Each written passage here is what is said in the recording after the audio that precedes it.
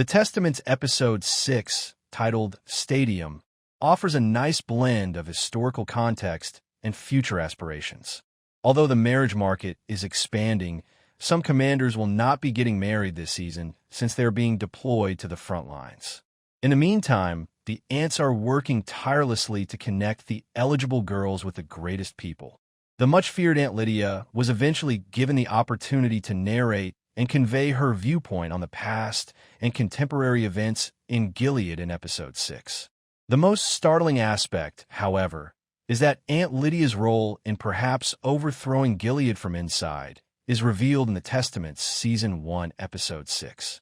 Although she seems to be Gilead's ruthless enforcer, there's more to learn about her role in the repressive government than meets the eye. Agnes, on the other hand, helps expedite Garth's eligibility in the hopes that it will benefit her as the green females wait for their matches. Since the start of the program, there's been an unexplained tension between Aunt Lydia and Aunt Vidala, even though they both work for the same cause at the school.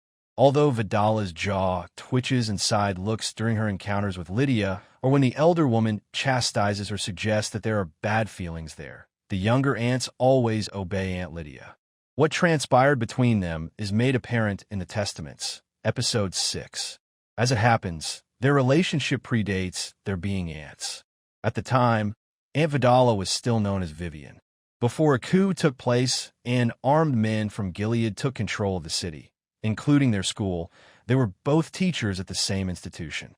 They were led into a stadium where, among other things, pregnant women without husbands, LGBTQ people, and women who have committed sins are being put to death.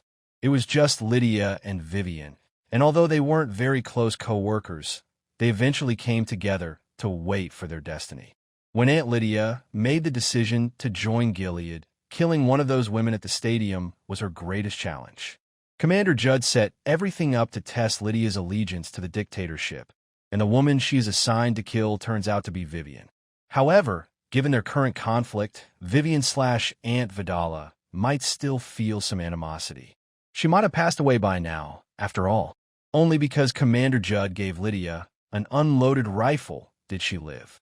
In Episode 6 of the Testaments, the Aunts finalize the matches for the Green Girls, including Agnes.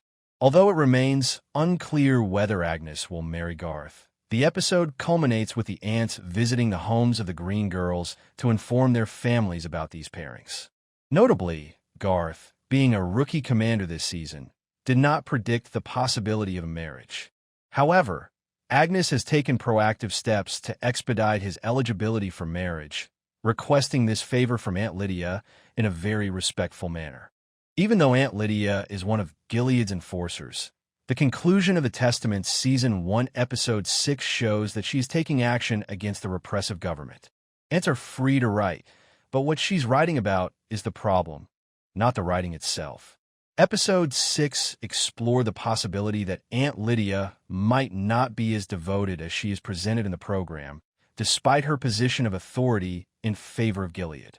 It strongly suggests that she may have been playing the long game, using the persona of Aunt Lydia as a means of survival and upholding it as a means of assisting in the overthrow of the system from inside.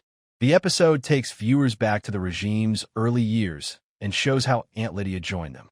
She suggested to Commander Judd that she might assume the role of instructing female citizens on how to become women of God. However, she also discusses the need for patience in order to fight those men, Gilead. She contemplates her impending death, pondering various grim possibilities: aging unnoticed, facing government overthrow, being attacked by a mob, having her head displayed on a pike, or undergoing execution by firing squad. Aware that her actions have likely angered many, she mentally compiles a list of those she intends to accompany her in her uncertain fate. Lydia believes that the reader is already aware of her identity and that her intimidating reputation has come before her. She is a legend, a monster designed to frighten kids, a menacing and intimidating figure larger than life. Lydia is now engrossed in her own strength because, in Gilead, one either gains power or perishes. Her only concern is how to get back to her normal size after becoming so abnormally huge. Lydia conducts a prayer for baby Nicole, a missing child who represents Gilead's faithful and allows the ants to make eggs for dinner during Easter, which is not observed in Gilead. The incantation, per ardua cum estris, which Lydia created to elicit obedient repetition, is used to end the prayer. Lydia also wrote the hymns sung by the three young supplicants, which are meant to reaffirm rather than to inspire obedience. Lydia observes Aunt Elizabeth stealing an extra egg, and Vidala surreptitiously observes while Ardua Hall imposes tight compliance.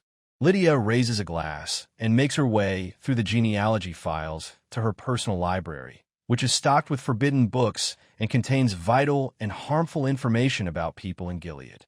She understands the importance of information, knowing that if her Catholic document is found, it could result in her execution.